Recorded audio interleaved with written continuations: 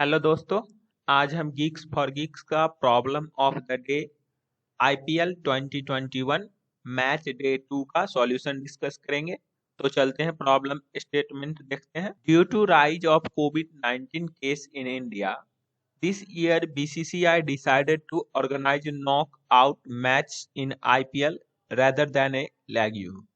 Today is match day 2 and it is between the most loved team Chennai Super Kings and the most underrated team Punjab Kings. Stephen Fleming, the head coach of CSK, analyzing the batting stats of Punjab. He has stats of runs scored by all and players in the previous season, and he wants to find the maximum score for each and every contiguous sub-list of size के two strategies for the game। तो इस problem में हमें एक n size का array player के score का given होगा और हमें एक इंटीजर के गिवन होगा। हमें इस गिवन n साइज के प्लेयर के स्कोर के एरे से के साइज का कंटिन्यूअस सब लिस्ट फाइंड करना है और उसमें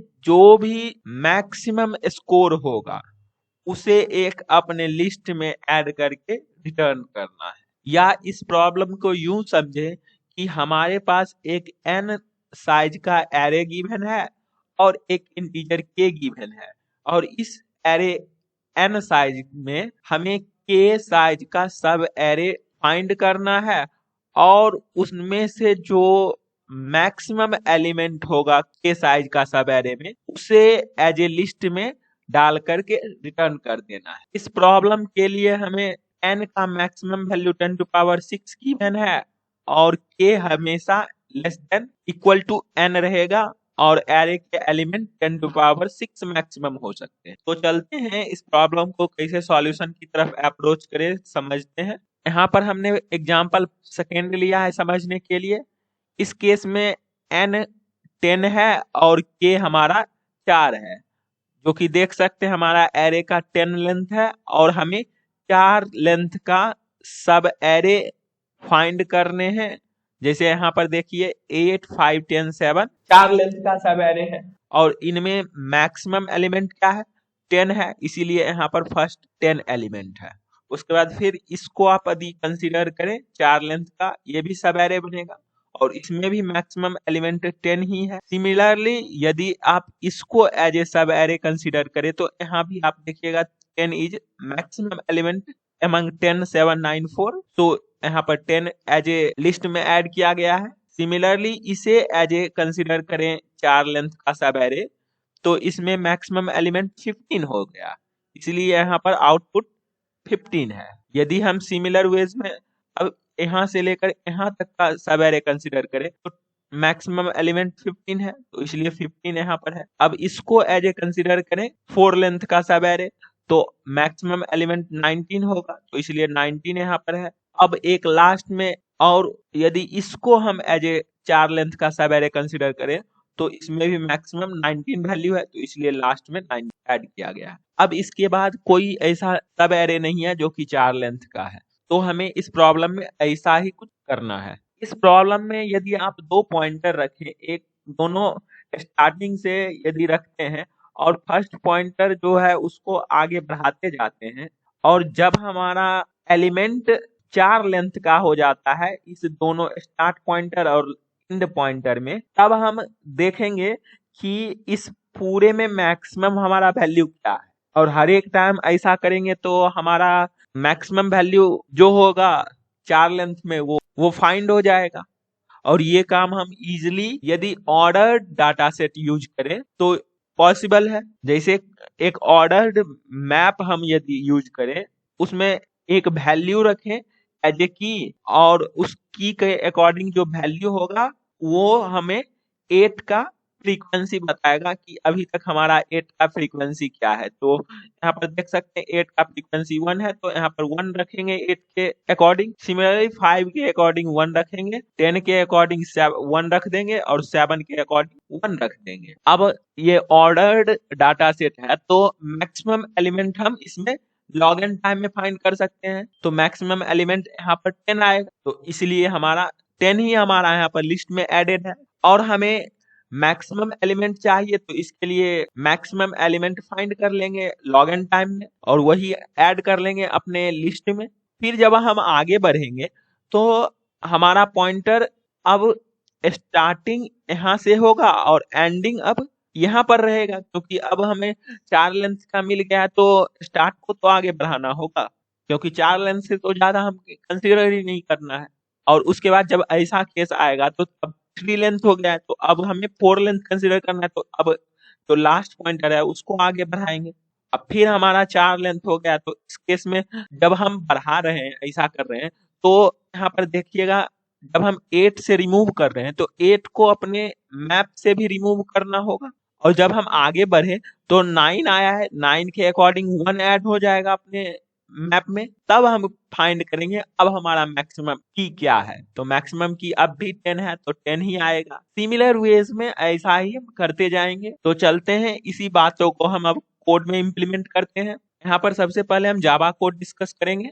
सबसे पहले हमने 2 फंक्शन क्रिएट किया है, एक ऐड नाम का फंक्शन और एक रिमूव नाम का फंक्शन, जो कि किसी भी ट्री मैप में की के अकॉर्डिंग ऐड फंक्शन एक से उसमें फ्रीक्वेंसी का इंक्रीमेंट कर देगा उस की के अकॉर्डिंग, और रिमूव फंक्शन उस की के अकॉर्डिंग एक से उस मैप में डिक्रीमेंट कर देगा। जो कि यहाँ पर देख सकते हैं, यदि मैप में पहले से कोई की एग्जिस्ट करता है तो उस की के अकॉर्डिंग एक से इंक्रीमेंट कर दिए हैं, नहीं तो उस की के अकॉर्डिंग 1 पुट कर दिए हैं।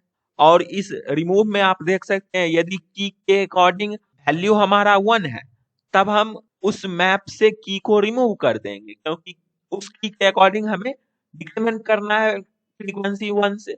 और यदि 1 नहीं रहा, तब हम उस की के अकॉर्डिंग जितना भी पहले है फ्रीक्वेंसी उसमें से -1 कर देंगे। ये फंक्शन हमने इसलिए क्रिएट किया है क्योंकि हमें बार बार रिपीट ना करना पड़े इस मैप में ऐड करने और रिमूव करने में किसी भी की के कॉरस्पॉन्डिंग। तो इस प्रॉब्लम में हमें मैक्स ऑफ सब एरे नाम का फंक्शन गिवन है और इसे ही कंप्लीट करना है। सबसे पहले हम एक आंसर नाम का एरे लिस्ट इंटीजर टाइप का क्रिएट किए हैं और इसे ही हमें लास्ट में रिटर्न करना है, जो कि यहाँ पर हमने किया है। उसके बाद 2 पॉइंटर हमने आई जे बनाया है। आई हमारा स्टार्टिंग पॉइंटर है और जे एंडिंग पॉइंटर है। अब हम उसके बाद एक ट्री मैप ऑर्डर्ड सेट हमने बनाया है, ट्री मैप जो कि इंटीजर की रहेगा और वैल्यू भी इंटीजर ही रहेगा। और ट्री मैप हम इसलिए यूज किए हैं क्योंकि इसमें मैक्सिमम और मिनिमम की फाइंड करना होगा, तो वो लॉग एन टाइम में फाइंड कर सकते हैं और एडिशन भी लॉग एन टाइम में होता है, इसीलिए हमने ट्री मैप यहाँ पर यूज किया है। उसके बाद हमने व्हाइल लूप रन किया है जब तक जे हमारा लास्ट पॉइंटर हमारा लेस देन एन है साइज ऑफ एरे के। और उसके बाद हम लूप में जाते ही फाइंड कर रहे हैं कि हमारा नंबर ऑफ एलिमेंट कितना है। अभी number of element simply J minus I. जैसे मान लीजिए हमारा आई पॉइंटर यहाँ पर है और जे पॉइंटर यहाँ पर है, तो हमारा जे इस टाइम 0 से लेकर के 4 पर रहेगा। तो यहाँ से लेकर के यहाँ तक के एलिमेंट कितने हैं, तो 4 में सॉरी यहाँ पर 3 होगा, तो 3 माइनस 0 3 होगा। तो 3 एलिमेंट हमने अभी तक कंसिडर कर चुका है।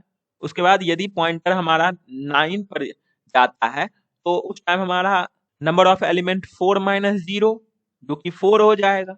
और उस टाइम हमारे एलिमेंट मैप में 8 5 10 7 का फ्रीक्वेंसी स्टोर रहेगा। तो वही यहाँ पर हम देख रहे हैं कि क्या नंबर ऑफ एलिमेंट के से कम है। के से यदि कम होगा तो हमें लास्ट पॉइंटर जो है उसे आगे बढ़ाना है। तो वही हमने यहाँ पर लास्ट पॉइंटर जे को इंक्रीमेंट किया है और मैप में उस एरे ऑफ जे पर जो एलिमेंट है उसमें 1 से फ्रीक्वेंसी इंक्रीमेंट कर दी है, जो कि ऐड फंक्शन हमें कर देगा उस मैप में और उस की के अकॉर्डिंग। और यदि number of elements greater than या फिर इक्वल टू के होगा और उस टाइम हम अपने आंसर में ऐड कर लेंगे मैप में जो हमारा मैक्सिमम की है और वो हमें मैप डॉट लास्ट की से आ जाएगा। और उसके बाद हम रिमूव करना होगा जो एरे ऑफ आई पे एलिमेंट है, फर्स्ट एलिमेंट है अपने मैप, वही हमने यहाँ पर रिमूव कर दिया है। और ये काम चलते रहेगा जब तक जे हमारा लेस देन एन रहेगा। और लास्ट में फिर हम एक बार चेक करेंगे कि क्या हमारा लास्ट में जे माइनस आई, जैसे इस केस में यदि मान लीजिए हमारा आई पॉइंटर यहाँ पर है और जे पॉइंटर तो बाहर निकल जाएगा और लूप तो ब्रेक हो जाएगा। लेकिन अब हम जे माइनस आई करते हैं तो हमारे पास 4 एलिमेंट कंसिडर्ड है, 15, 12, 90 और 13। और उस टाइम भी हमें अपने लिस्ट ऑफ आंसर में ऐड करना होगा जो लास्ट की है मैप के कॉरस्पॉन्डिंग, वही हमने यहाँ पर किया है और लास्ट में आंसर को रिटर्न कर दिया है। तो आई होप आपको ये कोड समझ आया होगा। तो इसे सबमिट करके देखते हैं और देखते हैं कि क्या ये रन करता है।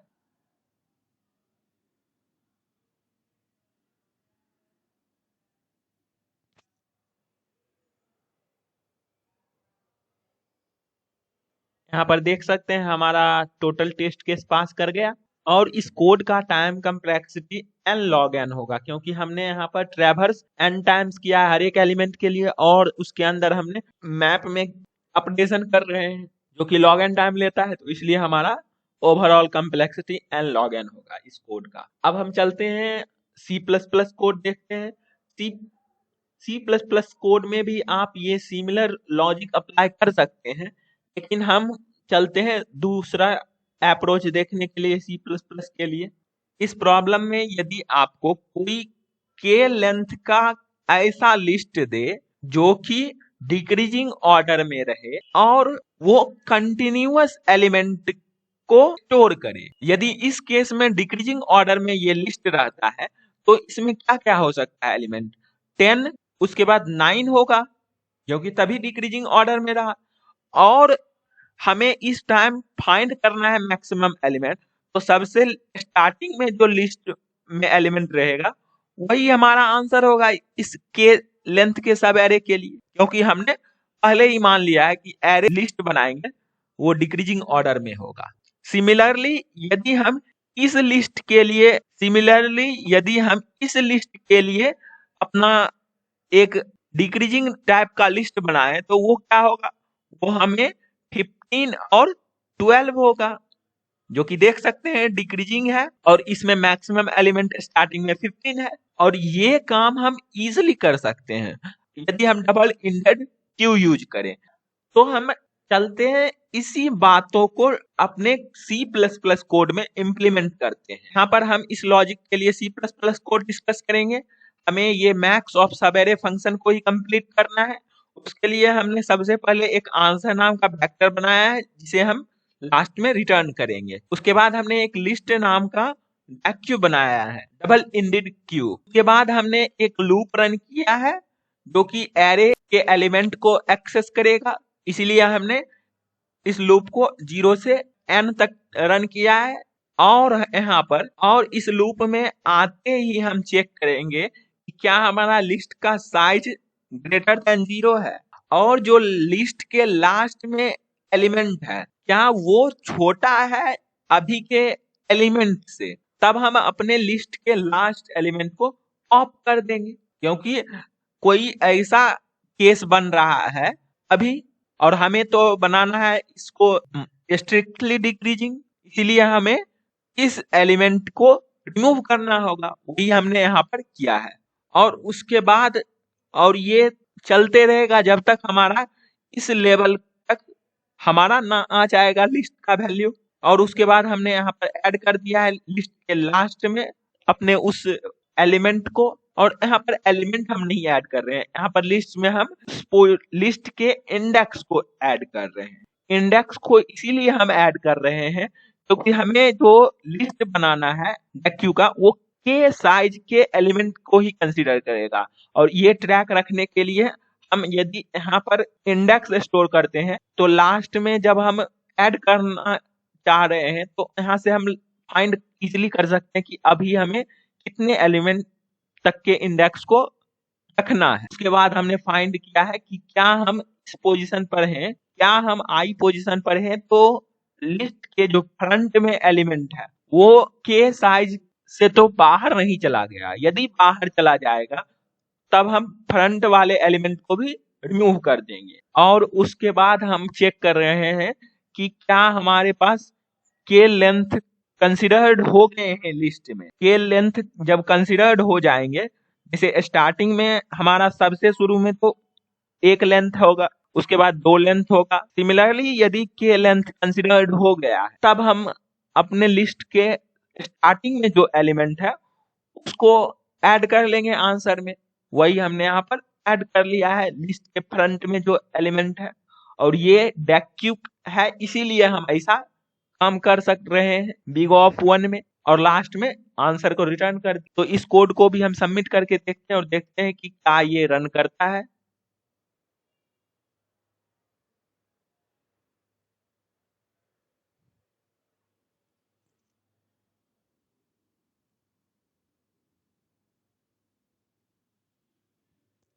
यहाँ पर देख सकते हैं हमारा टोटल टेस्ट केस पास किया। और इस कोड का कम्प्लेक्सिटी बिग ऑफ n है, क्योंकि ये जो लूप के अंदर हम वर्क जो भी कर रहे हैं डेक्यू में, वो बिग ऑफ 1 में हो रहा है और हमने loop big of n time run कर रहे हैं, इसलिए ओवरऑल कम्प्लेक्सिटी हमारा बिग ऑफ n हो गया। तो आई होप आपको ये दोनों डिफरेंट लॉजिक, दो डिफरेंट लैंग्वेज में कोड समझ आए होंगे, और इस दोनों डिफरेंट लॉजिक को आप रिवर्स लैंग्वेज में भी अप्लाई कर सकते हैं। और हम इस दोनों डिफरेंट लैंग्वेज के कोड का लिंक डिस्क्रिप्शन बॉक्स में प्रोवाइड कर देंगे, तो वहां से आप चेक कर सकते हैं।